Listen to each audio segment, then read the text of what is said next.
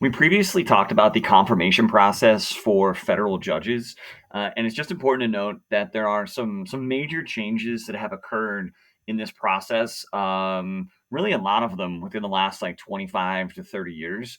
The first major change is that senatorial courtesy is honored less. So, senatorial courtesy is kind of like a vocab term that you should know for AP Gov.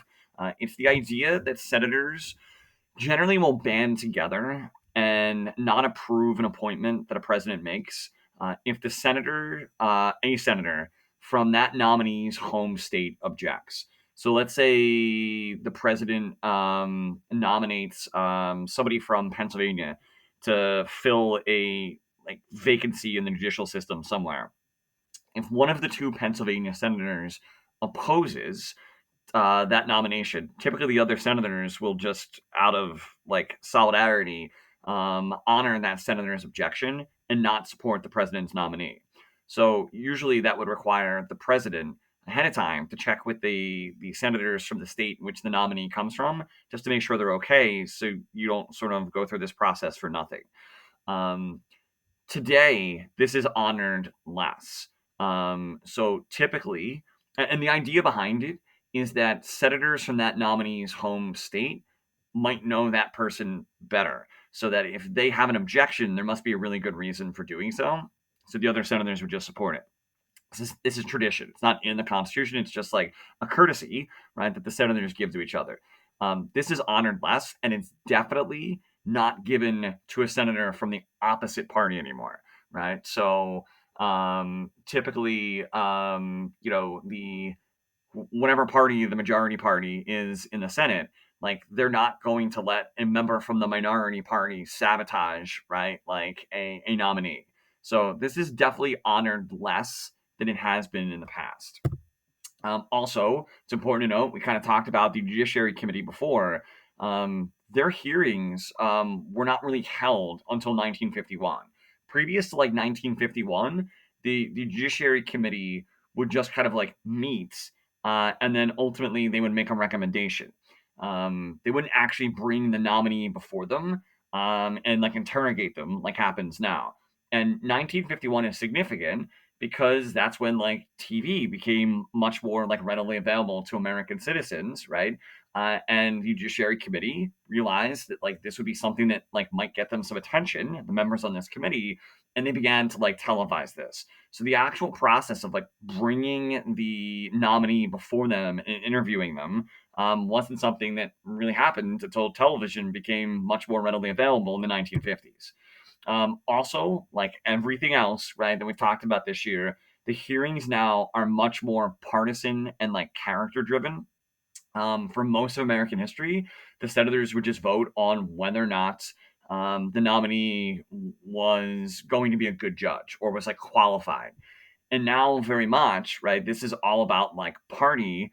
And if a Republican president nominates a Republican, the Democrats usually will vote against that person, right? And then vice versa, right? If you have a Republican president or a Democratic president, again, like the opposite party will just vote against them because you disagree with the nominee politically. Like that's not something that used to happen, right? It used to just be the senators voting whether or not the person would be a competent judge in the future.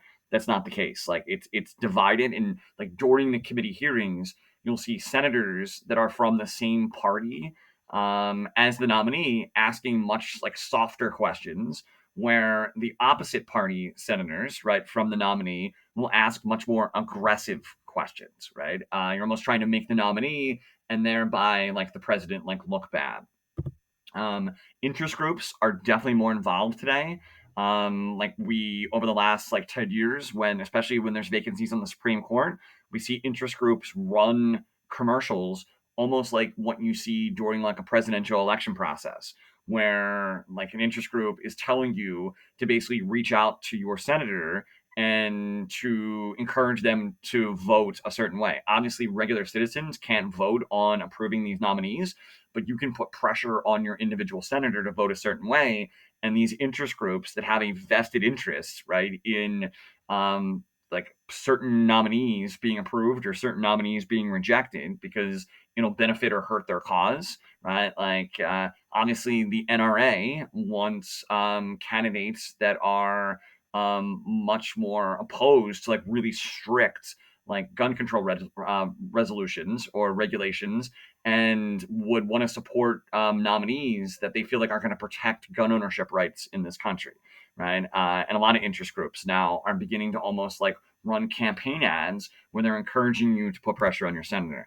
And then the last two changes are in 2013, up until 2013, I should say, it was possible to filibuster um, like judicial nominees, right? Just like we talked about the process of like filibustering a like law, potential law.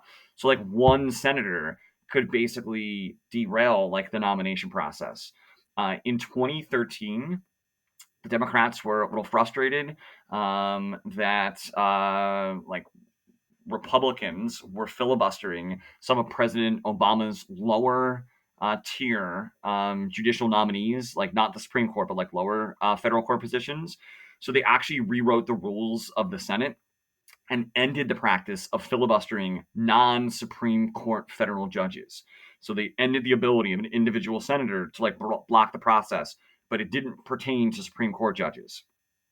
That's ended by Republicans in 2017, where they rewrite the rules of the Senate and basically end the filibustering for Supreme Court nominees. So, one of the major changes that has occurred is that there is no longer any filibustering for federal court nominees.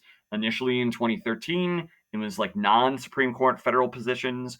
And then starting in 2017, they ended the practice of being able to like filibuster for Supreme Court nominations as well.